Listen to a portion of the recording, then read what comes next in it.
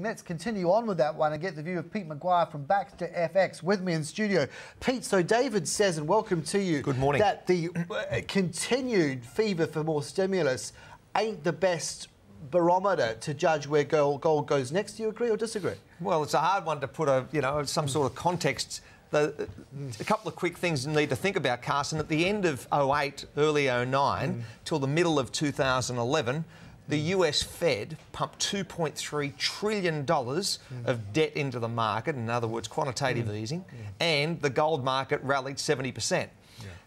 What's happening as far as what we saw overnight as far as Spain and then Italy and the next ones to drop across that whole segment or sector, I think you're going to see a continued slow rally to the upside.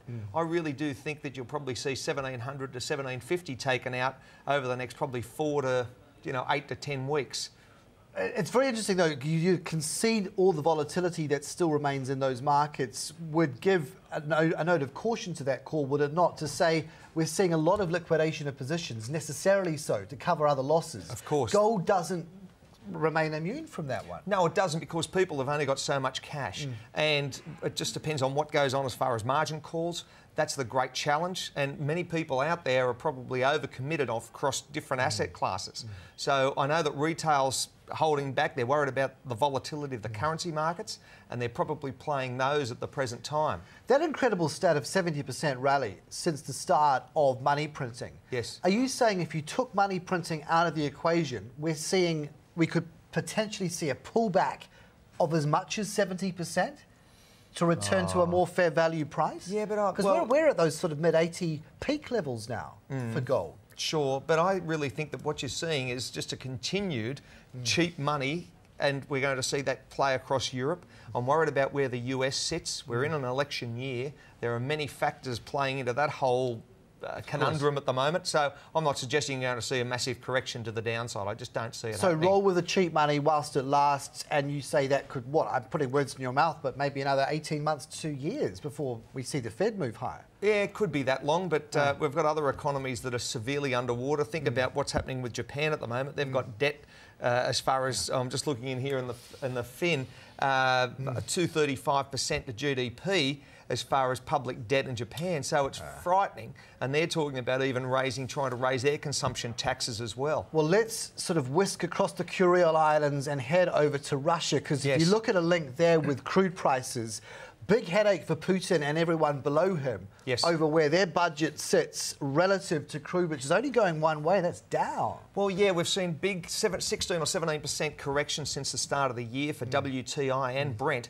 WTI is sitting at about 83, Brent's 97. There's about a $13 difference. Yeah, about right. Yeah. And we've got a meeting tomorrow in Vienna for OPEC, remembering that the Saudis hold really the spigot.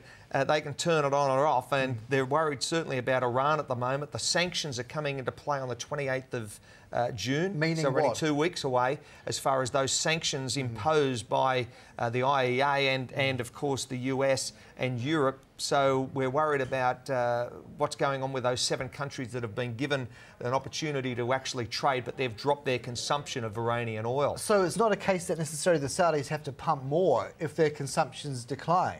Well, the Saudis can pump more to drive prices lower, which is going to affect certainly Iran, because they're very much reliant on export prices, of course, and that's what the sanctions are designed to do. And of course, that will impact Russia, as you mentioned earlier. If you look at the inventory levels, though, are you detecting even out of the US that there's been demand destruction, that the Saudis would need to do anything other than just keep things ticking over at these levels? Yeah, as far as inventories, they're very, very strong at the moment, so there's no worries there.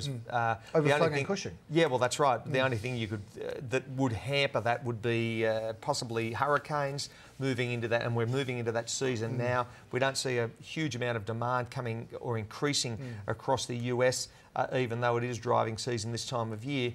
So prices at the moment are fairly weak. What's your perception on the back of something going wrong in Spain now, worse than it already has, so yields may be going into the 7% zone and staying there? Does crude push towards 65. Ira Epstein from Lynn Group says get ready for it. Yeah, you know, that's a reality, possibly even as far as Italy playing into that as well. 65 could be a little bit low, but it's interesting what will happen with the US dollar as well. That's still sitting at about that 125 against the euro. Because what does the Fed do? It looks at those cheaper prices and thinks, well, that's a boost for the economy.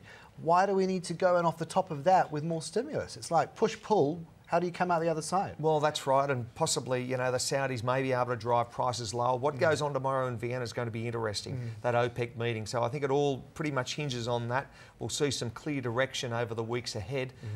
Crude, if it goes under, say, $78, for WTI, I think then we've possibly 75 on our radar. Are you surprised, or was it given that Hillary Clinton would be in front and centre at this point in time when it comes to the debate over Iran? Does the US flex its muscle now, or is it too distracted with elections? That's a hard one to call. You know, the Secretary of State, she's worried certainly about Syria and what's going on there, and talking about Russian as far as helicopter gunships being sent over to Syria. I think that whole area, and then you've got Obama. We're not really sure what's happening, you know, as far as, and we're moving into the circus, ready to really kick into gear over the next probably 3 to 4 weeks, the elections. So, look, it's a hard one to call. I'm not very, very difficult as far as that geopolitical side. Come back, talk geopolitics next week, because Greece will have decided. Well, that's another one. Yeah, exactly. We're only a weekend away from that. Stand by for it. Thanks. Look forward to you coming then. Thank you, Carson. Pete McGuire there from Baxter FX. Stick with us because we'll take a break, but coming up in just a few moments' time, Australian businesses and their online presence. What's going on in that space? We'll get to grips with it in just a tick.